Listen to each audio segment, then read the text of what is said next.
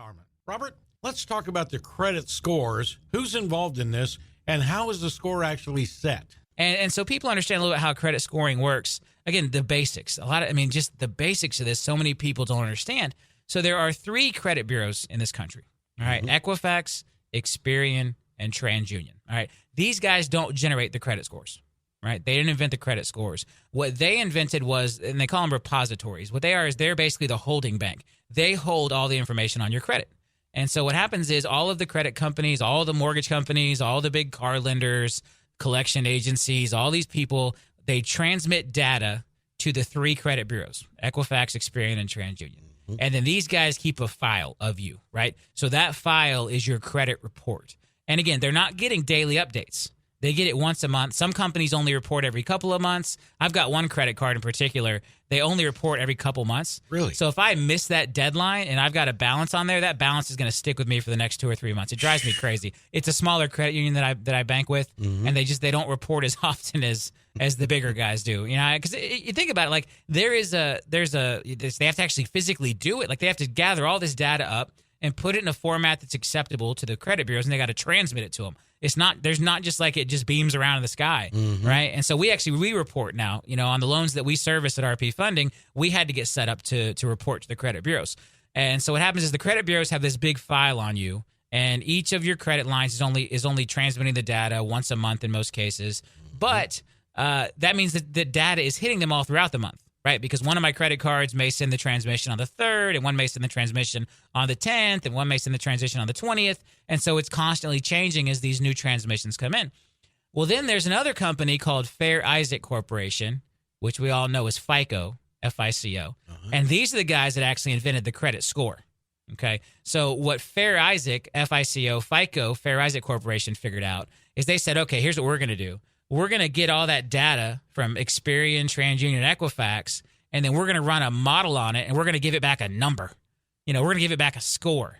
Because what they realized, or the problem they were trying to solve, is a lot of lenders, credit card companies, it was very expensive to pay someone to read through 7 years of your credit data and then try to decide if you were going to be a credit-worthy person or not, right? So they would look through and they would pay these people, hundreds of thousands of dollars a year, whose job were to look through the credit report and say, okay, well, he's had this car loan for 6 years and never missed a payment.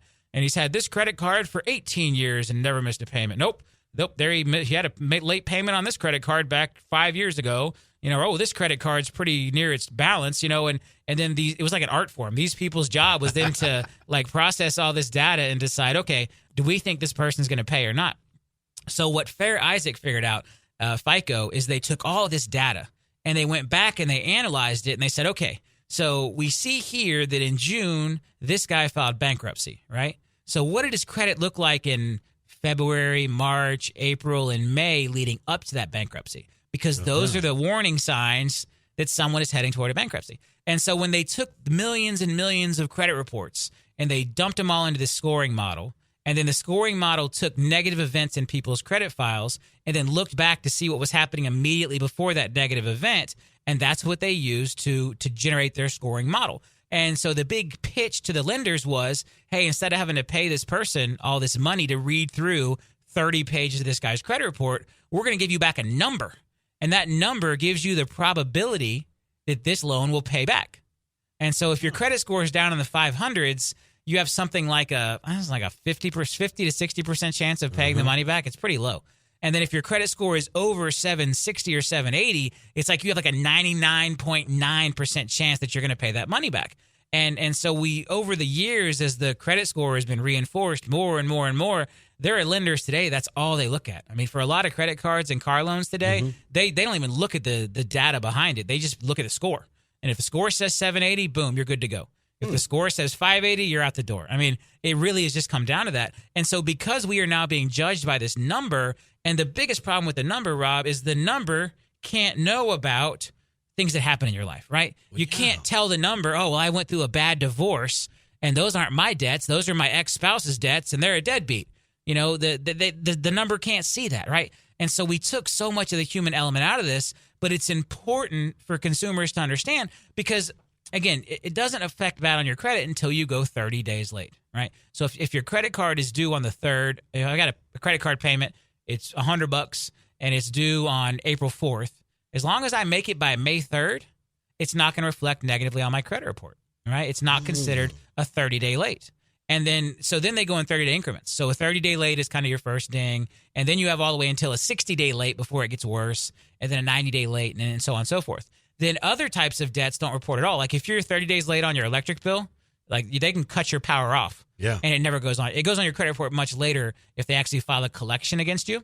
But so say your power bill's due on, April 3rd. And I don't pay it by May 3rd, and then they send me the warning notice. I don't pay it by June 3rd, and then they come shut my power off, and then like, oh God, I need my power back on. So I find the money, run in there and pay it, and they turn the power back on. That never reflects on your credit report. That whole transaction of being 3 months late and having the power cut off will not affect your credit report, your credit score at all. Now, 4 or 5 months later, if you still haven't paid it, now they will sell that account to a collection agency, or they will file a collection against you, and that does go on your credit, and that's very, very damaging. So one of the things that people have to understand is if you do hit hard times, if you don't pay your cell phone bill, it's not going to ruin your credit. If you don't pay your car payment within the 30 days, if you pay your car payment day 31, if you pay your credit card at day 31, now your credit score is going to drop hundreds of points. If you pay your cell phone bill at day 60, nobody cares. It doesn't go on your credit. You pay your utility bill, your water bill, your power bill, your property tax bill. These things you can be late with, and they don't show up on your credit. So, again, this is where education is important, And so knowing this, when I hit hard times in my life, and there's been times, when I started my first mortgage company, Rob, and I've had 2 30-day late payments in my life ever on my credit. It was both times because I just screwed up. Like, it totally blew it. One, I swear I paid. And Discover says I didn't, and I hate those guys. Like I canceled that card, and I will never do business with them again because I know I paid that bill. Anyway, but so early on, when I started my first mortgage company, there was actually a point where I think I was like 3 months late on the phone bill for the office. Because it was tough. Starting off was tough. Sure.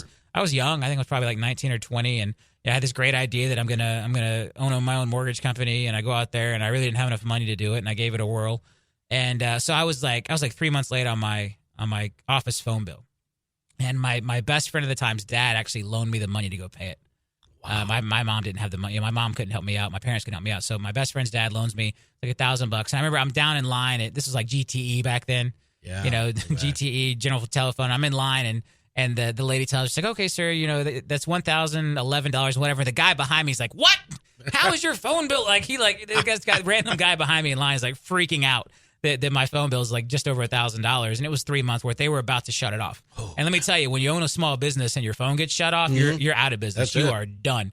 But the whole time I kept paying my credit cards and my cars. I had paid the stuff that would have reflected on my credit, because if my credit score dropped, right? So as soon as I walked in there and I handed GTE $1,000, all was forgiven.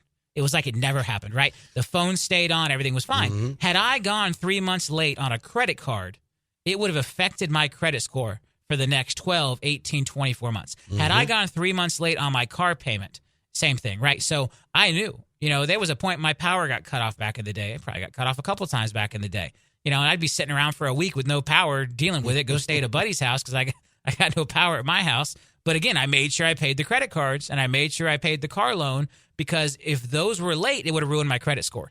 And everything in life, especially as a small business owner. If I wanted to get a new copy machine for the business, anything I wanted to do, when I went to open that phone account, they didn't make me give them a deposit because I had such a good credit score. Nice. I almost got shut off because I didn't pay them for 3 months because I couldn't. But again, so you've got to understand the system. You've got to understand how the system works, so you can play by the rules. So you can play by their rules and protect your credit score. Because little decisions like that. I mean, think about that. Somebody who doesn't know that 30 days is the magic number, Rob. And they pay they get the money on day 29, but then they don't pay it until day 30 or day 31 because they didn't know any better. They thought they were already done, right? Sure. They thought when they got the late fee at day 15 that their credit was already ruined. And this happens to a lot of people. They get the day, you're 15 days late, you get charged a late fee, and you're thinking, oh, I just ruined my credit. What am I going to do? I just ruined my credit. I got to pay a late fee on this. In reality, you're good. You've got 15 more days. It doesn't affect your credit until you're past 30 days due. But people don't know that. And that's where education is so huge. And this is something I think we should be teaching in our schools, that we're not. And that's again, it's why I'm here on the radio, to try to open people's minds up to this, because everything you do in life, buying a house, buying a car, starting a small business, all of these things, getting your kid into college and trying to get student loans, all of these things are going to be based on your credit score. And so if you don't have the good credit score, you may not be able to get the things you want in life.